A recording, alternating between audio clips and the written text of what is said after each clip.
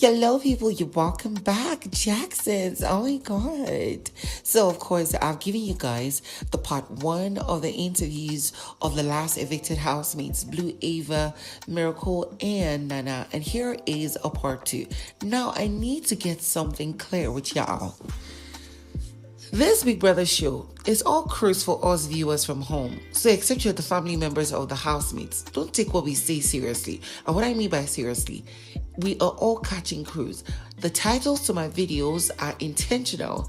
They are truthful, even if they are not direct or the way you expect it to be. So don't come in my comment sections to try and tell me shit, because I'm going to blast you back. Yes, that's on period. It's all love and light here. Also, the next point I need to make, again, please guys, don't forget that your housemates, your favorites needs to be saved. Thabang, Kanaga Jr., Thabang, Kanaga Jr., Khosi, Yvonne, Justin, and I think there's one more person.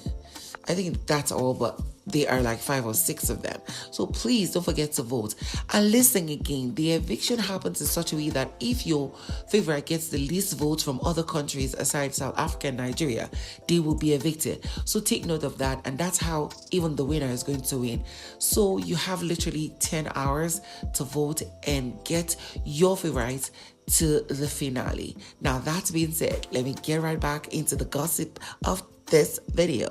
First, we're going to start with Blue Aiva. So, of course, Ebuka asks her questions like, he really wants to know. Like, let's forget the fact that she had denied and rejected some answers or decided not to be straightforward with us when she was still in the house. But that thing that was up with her and Marvin, was it genuine? Was it true, or she was rather operating? And she was like, she was genuine. She really liked him. She liked his personality. She liked the fact he is a very playful person. And then of course it turns out that she does not like the playful aspect of him.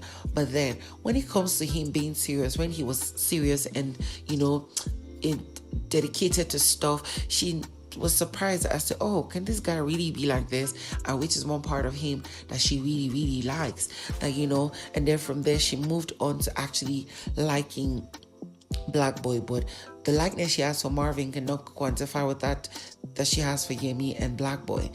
And then she went on to respond to a question about what was it with her and Nana, all in the bid of having, Blaqboi in the middle. She said initially her and Nana didn't really vibe, and then of course Nana was the first to be into Blaqboi. Nana really liked him, but he really didn't like her like that. That's what she saw. It wasn't necessarily that was what Blaqboi told her, but she noticed that Blaqboi liked her, but not like that, not like the way her and Blaqboi are. And she had a conversation with Nana, and Nana was just saying, she liked him, but they don't really vibe, and that it's not giving. So that was how their relationship ended, and they began to dislike each other. Then she decided to grow what she had with Blaqboi, and I'm like, okay, well, that's true from your part, although we knew that initially you were operating. And I don't really think that you genuinely like him like that. I mean, if he and Yemi were to stand in your presence, I know you would go for Yemi 100 times before you go for Blaqboi. Finally, Ebuka had to ask her, for those of you who actually don't know, multiple times we've seen where there is a tattoo in the middle spine parting of Blue Aiva's back from the neck down to her waist, and it's in Chinese. There's a tattoo. And then, of course, Ebuka had to ask what it meant, and also if she regretted anything in the house, like what people say about her and stuff.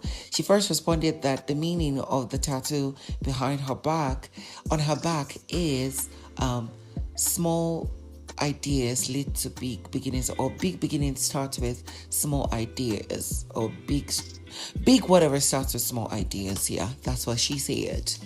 Y'all go watch it somewhere else.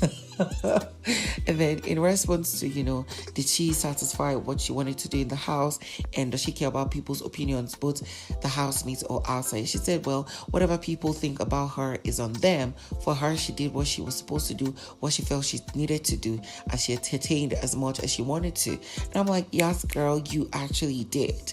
Of course, Ebuka bade her farewell and wished her the best in her career. Next is Miracle OP, the actor. So, of course, Ebuka asked him multiple questions, which ranged from when did you really started noticing ipeleng? Because it felt like when there was Luke, you didn't notice her. Even after Luke left, it took some time. So, was it an act or it was genuine? Second question was the moments of your speeches where you cry and stuff in the house, were you just acting or that was really a miracle? Last but not the least was what were your low moments in the Big Brother house? So to answer the first question, Miracle was like, he had always noticed ipeleng, but initially he didn't want to push anything because she was with Luki, and he noticed that there were two opposite people. She was all calm, collected to herself. He is loud and out there, and what just really actually brought them close was the fact that she was intentional in getting to know him and having conversations like, oh, how you doing, what's up, this and that. And I feel that mostly happens around the kitchen and some other places, so that actually brought them close. And of course, responding to the last part of that question where Ebuka asked him, is it something he wants to pursue? He's like, you know what, he's open for anything, but of course immediately she's out of the house and the show is done, they're going to have a conversation as to where they're headed. I'm like, okay, so which means probably he was not joking initially when he was telling her that she should make a choice as to if they should move to South Africa, he should move to South Africa and be closer, or she would like to come to Nigeria. I'm like, okay, boy, you were flaunting the money and we're all here for it. Second question as to his attitude and speeches and cries and stuff, if they were really him. He said they're mostly really him, but it was only mostly genuine when it came to the speech he had about Yemi, and he busted out and he was crying. And even during the Valentine, we also had Yemi in the details, because he felt like, Yemi is the kind of guy he would vibe with, he'd be friends with, and my guy outside of the house, but shit just happened in the house. And I'm like, which means necessarily all the cries he had to cry in the diary room and other places about Khosi was all fake. And I'm like, I really like that, because this girl didn't really like you. I would have felt like she totally defeated you if you did not actually fake anything when it comes to her. I'm like, wow, this boy is a really big actor. And I'm not surprised, because we've seen that he's really a good actor. Now, moving to the last part, he responded that, his low moments was when there was the week he wanted to leave. I think after the Great Divide, he noticed how all the housemates were all against him. But what actually hurt him the most was he always defended his partner Khosi in every way possible, and he was also defending her that day when he had to fight or have issue with Jenni, or when it was not his fault. It was mostly GCG who did all the job of hiding the meat and stuff. But then when he needed Khosi to defend him, she was quiet, she didn't defend him. Instead, she was also against him. So that really broke him. And I'm like, outside of the house, he would pretend and smile and say hi with somebody like Khosi, but he would not be genuine, deep connection friends with her. Last but not the least is Nana. Nana's own conversation and interview rounded up with Ebuka asking her questions of, what about the coven? Why was there the coven? What happened? What led to that? And she was like, you know what? Yes, they spoke about people, they spoke about ships, they spoke about how ships were too early in just a few days and how weird it was. And, they spoke about people of the other countries. They basically spoke about every and anything about the house. And reasons being that for her, the coven was because she was bored.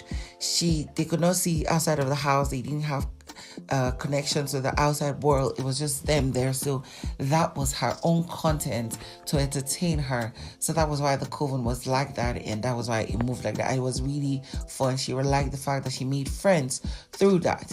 And then it went on to the conversation of how her and Khosi were close initially, and I think that's in the first 2 weeks, but then they grew apart. Was it the fault of the bank who broke them up? And she was like, you know what, it was the bank's fault and her fault too, because she felt like Khosi was trying to distract her partner, and Thabang was giving her too much attention, now interfering with the friendship that, Khosi and Nana were building. And, she had to talk to Thabang that you see that you've told me that we might come up for eviction because of your relationship with Khosi, knowing that she is with Yemi. And she was just like telling him that, you know what, you need to cut it down. Either let it go or cut it down because it's going to affect our game. And then all of a sudden, well, they just grew apart because they stopped talking at some point and all that. Well, she said what she had learned from the Big Brother house was, she's not as stubborn as she had said.